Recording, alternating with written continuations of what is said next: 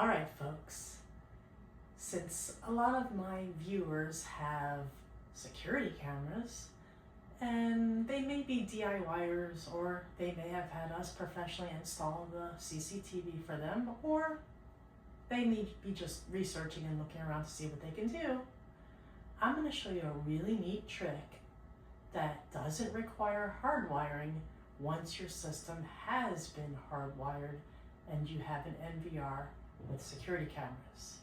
We're going to use the Mac or Apple infrastructure and mirroring, which are these two double stacked ovals, to be able to see the footage up on that TV, which, by the way, is not an Apple TV, but it does have an Apple TV hooked to it. Here we go. Put this screen right here up on it. So I'm going to come to this double stack item, which is access to the mirroring. So it's right here, and I'm going to press these double rectangles. It's going to offer me places where I can mirror it. I have my guest room, my living room, my bedroom, and my Sony. Right now, that's the guest room. So I'm going to go for the guest room. And it's going to find it. And it's going to ask me, how do I want to share?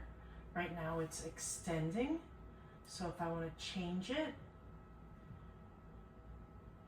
I can change it to entire screen, window or app, and extended display. So right now we'll go for extended display, extend display, and I'm going to move this window right here over to it. So there we go. Now I am going to get my cursor up there, I hope. There's my cursor up there.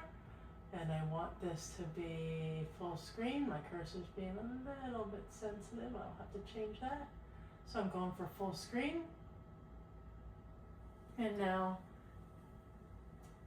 I can see my cameras. There you have it. That was mirroring to that TV in my Apple infrastructure. I can do the same thing with my iPhone, which I'll show you in a later video.